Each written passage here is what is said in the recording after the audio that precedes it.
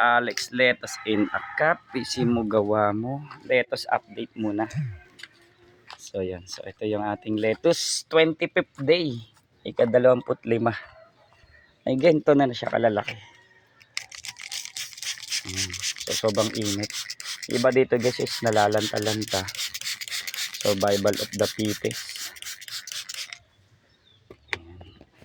So 25th day, ganyan nakalaking junction. Gabi laki. 25 days. Almeti bantot. Yan. Nispray ako siya ng tubig. Para hindi siya masyado malanta. Mag-wilting. Gawa ng sala sa init, sala sa lamig yung klima.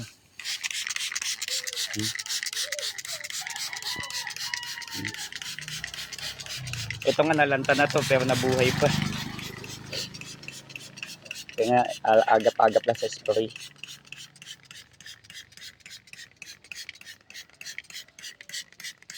Ayan, 25 days. Ito parang nalalanta din. So yan. So maraming salamat po pala sa client namin from Victoria Reyes kay Ma'am Heidi. Maraming salamat po sa tiwala. Tuwan-tuwa yung client, na-solve na yung problema niya. Akala niya ay hindi ko na siya babalikan dahil hindi ko na daw tinapos. Kasi sira yung board niya at may mga problema pa sa ibang pyesa. So, palpalitin yung coil slot. Pinalagyan niya na RGB, ilaw-ilaw. No? So, sa amin, pinaganda pa namin. So, in-improve pa namin. So medyo natagalan lang din kami sa paggawa ng bedo niya, gawa ng medyo may kalumaan at rewiring, no? Rewiring. So kaya okay na. So ganyan na siya kaganda. Ganda siya kasi tignan pagka medyo wet looks eh.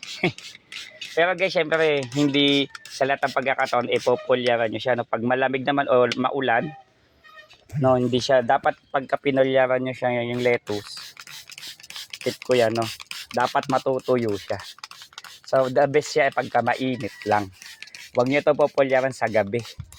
So bawal din siya na lagi siyang basa. Bakit? Kasi siya naman ay pamumugaran ng punggus o punjay. So pag ito tinamaan ng punggus, no, ang cause kasi ng punggus ay laging nabababad sa tubig.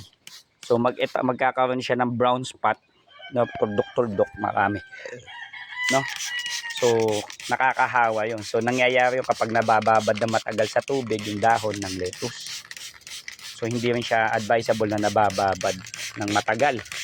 Yung mababad lang ng 24 hours na basang-basa ito, ay no good na sa kanya yan. Dapat, pagka binasa nyo siyang ganyan, within a period of time, mga oras lang, ay dapat natutuyo din siya.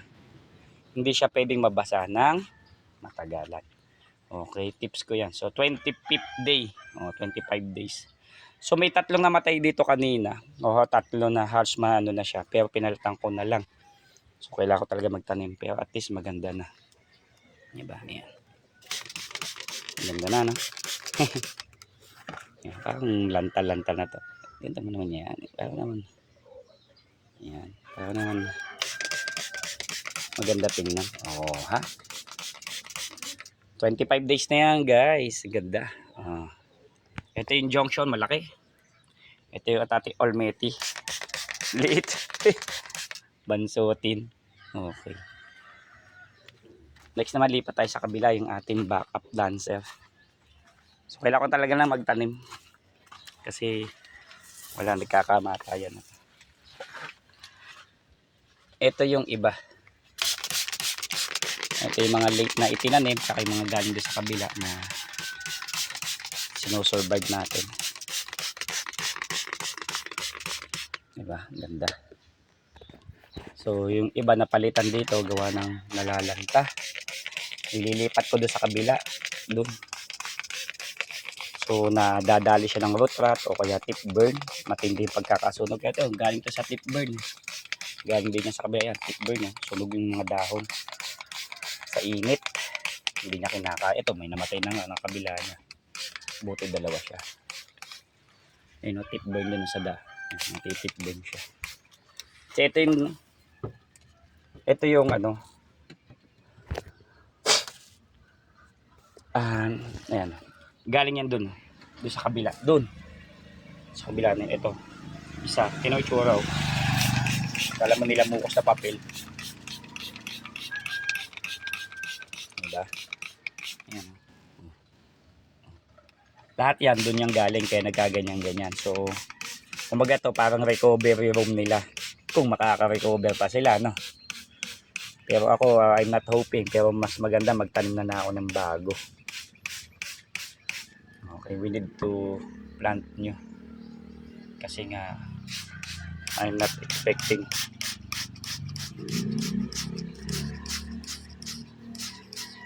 na mabubuhay pa yan, no? So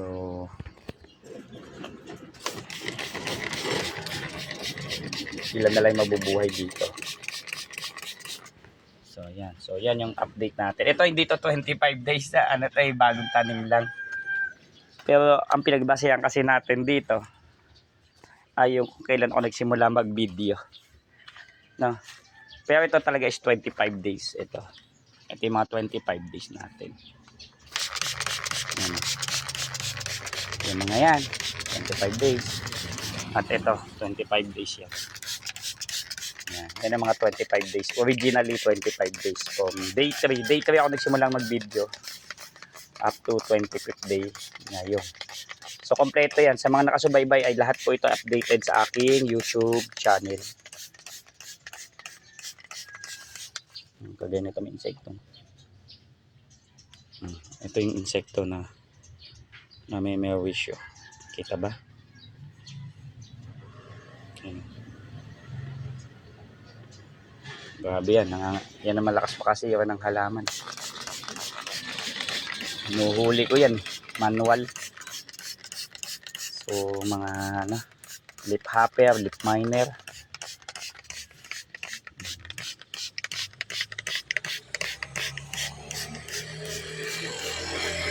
Ganda.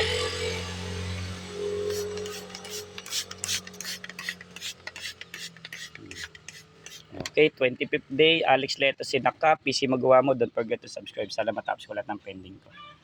Thank you. At napakaganda talaga. Salamat.